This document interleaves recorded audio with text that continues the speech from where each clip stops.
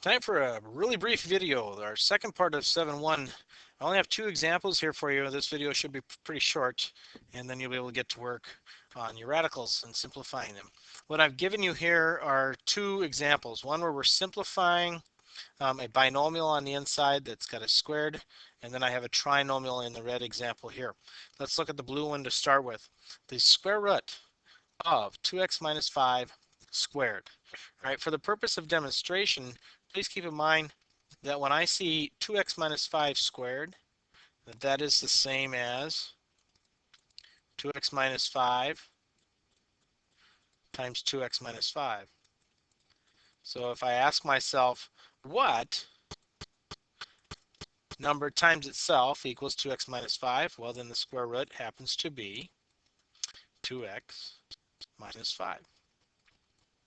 So in other words, when I look at this square root of 2x minus 5 squared, it's just 2x minus 5.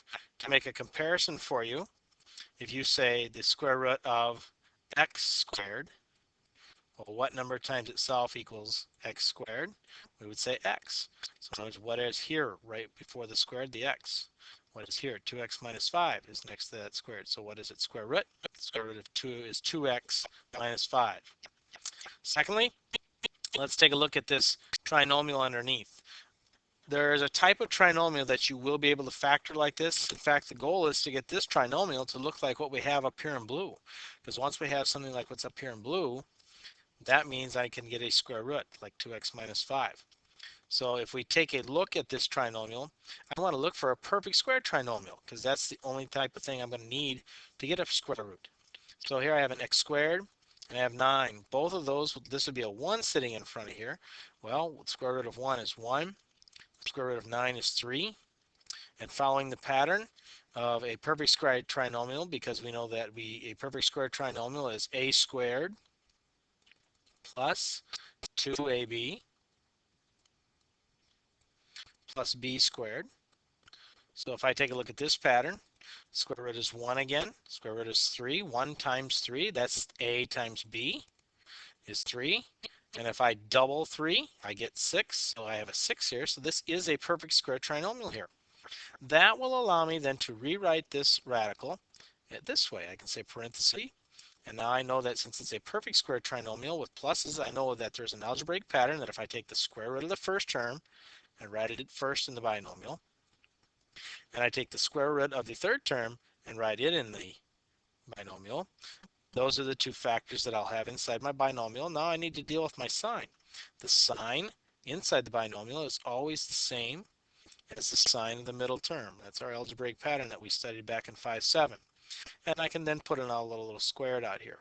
And if I want to double check this, x times x, remember, this can be broken into something like this 2x minus 5 and 2x minus 5. So this would be x plus 3 times x plus 3.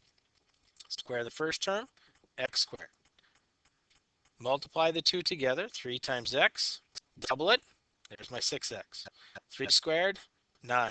So I have factored this correctly using the algebraic pattern for a perfect square trinomial. Now following the pattern for my other example, since I am looking for the square root of something squared, I can use the one factor, x plus 3. So if I'm given a trinomial, I check to see, is it a perfect square trinomial? If it is, I will write it I will factor it and put it in its pattern form, and then I can do the square root to find my answer of the binomial, in this case the term x plus 3. And that is it. That's all you need to take from this video. So the assignment that you need to write down is right here from page 419. Sorry, it looks like there's several problems here to do. It's quite long, but again, some of these problems when you're finding the radicals are short, but there are many, many details to keep working with. And that's why this one has so many problems in it. So I'll stay silent here for a minute so you can pause the video and then you can get to work.